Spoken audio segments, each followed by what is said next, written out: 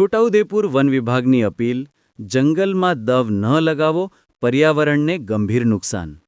સમાચાર: છોટાઉદેપુર જિલ્લામાં છેલ્લા કેટલાક સમયથી જંગલ અને ખુલ્લા વિસ્તારોમાં દવ લગાડવાની ઘટનાઓ સામે આવી રહી છે. આ બાબતને ધ્યાનમાં રાખીને છોટાઉદેપુર વન વિભાગ દ્વારા જાહેર જનતાને મહત્વપૂર્ણ અપીલ કરવામાં આવી છે કે કોઈપણ વ્યક્તિ જંગલ વિસ્તારમાં કે તેની આસપાસ દવ ન લગાવે. વન વિભાગના અધિકારીઓના જણાવ્યા મુજબ દવ લગાડવાના કારણે જંગલના વૃક્ષો, વનસ્પતિ તેમજ જંગલી પ્રાણીઓના જીવન પર ગંભીર અસર પડી રહી છે.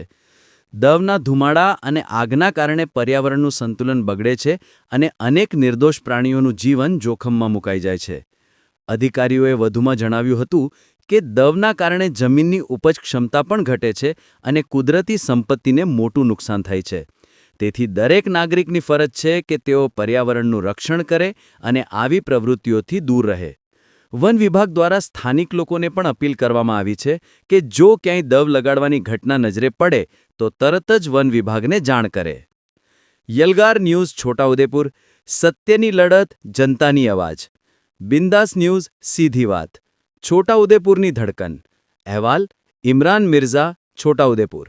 9737894153. છોટાઉદેપુર વન વિભાગ છોટાઉદેપુર જિલ્લાના જંગલોમાં રહેતા અને જંગલોની આજુબાજુ ગામમાં રહેતા તમામ પ્રજાજનોને, લોકોને અમે અપીલ કરીએ છીએ કે હાલ મવડાની સિઝન ચાલતી હોય, મવડાના ફૂલ પડતા હોય ત્યારે આપણે પાન ન સળગાવીએ અને પાન સાવરણાથી દૂર કરી અને નીચે પડેલા મવડા વીણીએ.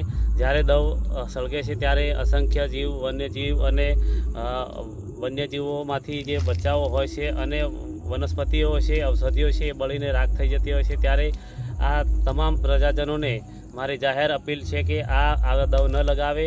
દવ લાગવાથી આપણા સંપત્તિનું, કુદરતી સંપદાનું ખૂબ મોટું નુકસાન થઈ રહ્યું છે અને ભવિષ્યમાં આવું નવું થતું રહેશે. ત્યારે આ બહુ મોટી મુશ્કેલીનો સામનો કરવો પડશે. ત્યારે અમે વન વિભાગના પ્રતિનિધિ તરીકે આપ સૌને ફરીથી અપીલ કરીએ છીએ કે આપ જ્યારે પણ દવ લાગે ત્યારે અમને જાણ કરો અને તાત્કાલિક સ્થળ પર પહોંચીને દવ ઉલવવા માટે વન વિભાગની મદદ કરો, એવી સૌને મારી જાહેર અપીલ છે, વિનંતી છે. જય હિન્દ, જય ભારત.